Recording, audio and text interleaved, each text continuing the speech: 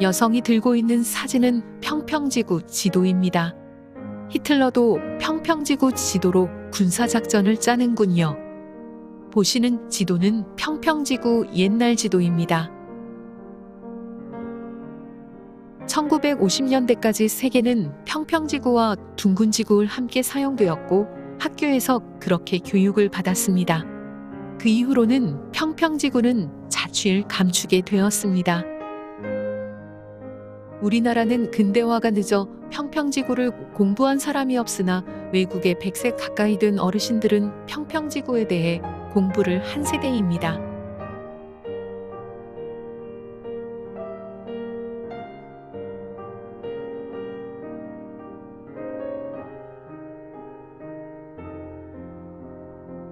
보시는 지도는 평평지구 지도입니다. 유엔은 평평지구의 지도를 로고에 당당히 집어넣었습니다. 유엔 내부에도 평평지구가 그려져 있습니다. 유엔뿐만 아니라 세계보건기구 등 유엔 산하 모든 기구가 로고에 평평지구의 지도를 그려놓았고 현재까지도 사용되고 있습니다. 우리에게는 둥근지구의 지도를 사용하게 하면서 유엔은 평평지구의 지도를 사용하고 있습니다. 그뿐만이 아닙니다. 유엔은 유엔에 방문하는 고위급 인사들에게는 평평지구가 그려진 손목시계를 증정해주고 있습니다.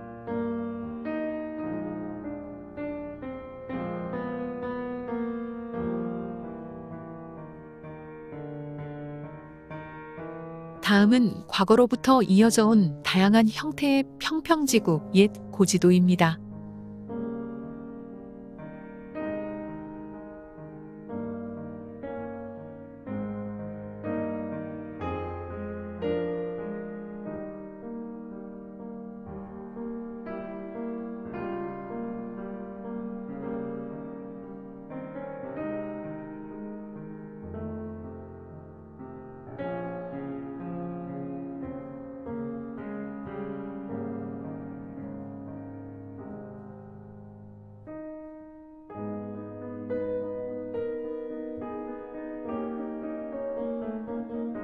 기독교, 불교, 힌두교 등 세계 모든 종교가 지구는 평평하다고 하였습니다.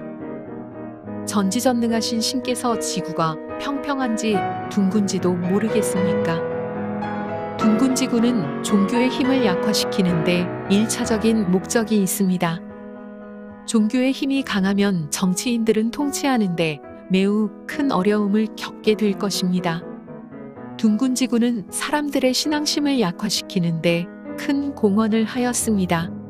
둥근지구는 하느님이 만든 지구를 우스꽝스럽게 그렸고 하느님이 만든 자연을 만만한 것처럼 묘사되었습니다. 우리가 살고 있는 지구는 신비스럽고 놀라운 것이며 인간이 쉽게 탐구해낼 수 있는 게 아닙니다. 자연은 신비스럽고 아름다우며 놀라운 것이기에 인간이 자연의 원리를 아는 것은 불가능합니다. 이런 위대한 자연을 정치인과 과학자들이 둥근지구 모양으로 우스꽝스럽게 표현했습니다. 기독교 성경에는 평평한 지구의 모습이 상세하게 표현되고 있으며 더욱 놀라운 것은 현실 세계와 무척이나 많이 일치하고 있다는 점입니다.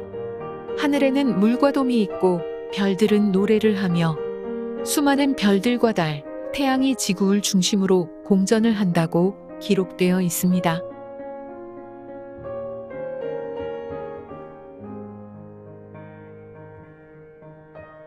그러면 지금부터 둥근지구의 탄생 배경에 대해서 알아보도록 하겠습니다.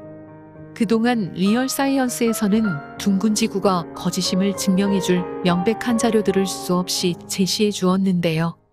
그런 저에게 이런 질문을 많이 합니다. 무슨 이유로 전 세계 지도자들이 평평한 지구를 둥근지구라고 인류를 속여 왔겠냐라는 질문입니다. 네, 이유가 있습니다. 분명히 있습니다. 그 이유는 남극에 있습니다. 현재 전 인류는 우주여행에 대한 큰 관심을 가지고 있고 큰 기대와 부푼 꿈으로 희망찬 미래를 꿈꾸어 봅니다. 그러나 지구가 평평하다라고 알고 있던 1900년대 이전에는 전인류의 관심은 오로지 남극 밖 신대륙에 관심을 가지고 있었습니다. 평평지구 중앙이 북극이고요. 외곽은 남극으로 둘러져 있습니다. 우리가 살고 있는 지구가 세상의 전부라고 할 수 있을까요? 과거 콜럼버스가 신대륙을 발견하기 전까지 사람들은 신대륙의 존재를 알았을까요? 지구가 이 세상의 전부라고 생각하는 것은 편협한 고정관념에 불과하며 우물한 개구리와 똑같은 사고방식이라고 할 수 있습니다. 그러면은 과연 남극 너머에도 신대륙이 있다라는 근거가 있을까요? 근거가 있더라도 다 사라졌을 것 같은데요.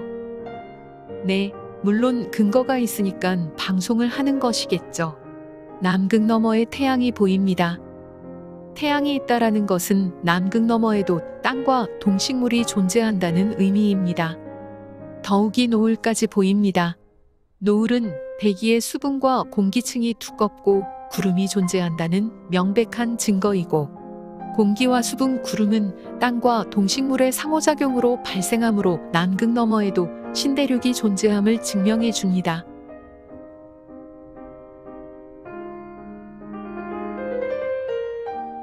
리차드 버드 제독은 남극 밖으로 나가서 커다란 신대륙을 보았으며 그곳에는 큰 석탄 광산이 있다고 증언하였습니다.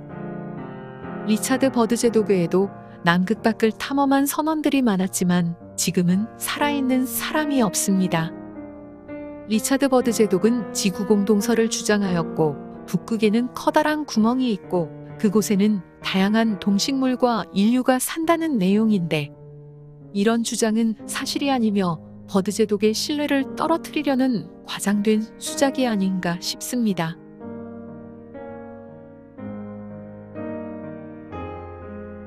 영국의 로즈 제독은 남극을 탐험하는 데 실패하였습니다.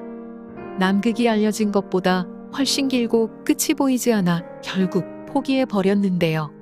남극은 북극처럼 둥그렇지 않고 평평지구처럼 외곽으로 길게 둘러져 있기 때문에 로즈 제독의 남극 탐험 일주는 실패할 수밖에 없었습니다.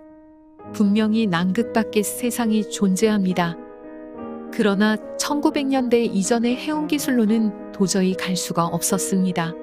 그렇지만 증기기관의 발명과 전기의 발명 등 해운 기술의 발달로 점차 인류는 남극 밖 세상에 도전할 수 있었고, 남극 밖 세상에 대한 사람들의 관심은 극도로 높아져만 갔습니다. 그러나 남극 밖 세상을 여행하기 위해서는 한 가지 심각한 문제점이 있었습니다. 세상 사람들이 신대륙을 찾아 모두가 남극 밖으로 떠나버리면 세상은 대혼란에 빠지게 되는 것입니다. 소는 누가 키우냐는 말이죠.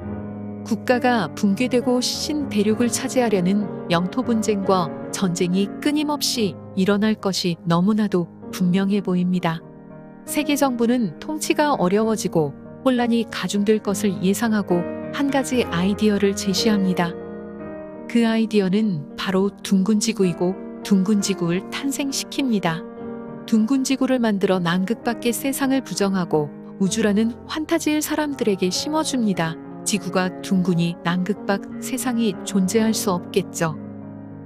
있지도 않은 태양계와 블랙홀 그리고 은하수 등을 만들어 우주에 대한 환상을 심어줌으로써 남극 밖 세상에 쏠려있던 사람들이 관심을 우주라는 곳으로 관심을 돌리게 만든 것입니다. 그리고 나서 나사를 출범시킵니다. 나사는 히브리어로 사기치다, 속이다 라는 뜻입니다. 나사의 출범과 동시에 남극을 폐쇄시켜버립니다. 절대 아무도 못 들어가게 하고 여행 금지시켜버립니다. 만약에 남극에 가고 싶으시다면 외교부 장관의 승인이 필요하지만 외교부 장관은 유엔 승인을 받아야 하기 때문에 사실상 남극 여행은 원천봉쇄되었다고 할 수 있습니다. 만약 허가 없이 남극 여행을 하였다간 3천만 원의 벌금과 3년 이하의 징역형을 받아야 하고, 남극에는 군부대가 항시 지키고 있어 진입 자체가 불가능합니다. 외 북극 여행은 자유롭게 하면서 마을까지 있고요. 남극 여행을 막는 이유가 무엇이겠습니까? 남극은 대부분 커다란 빙벽으로 이루어져 있습니다.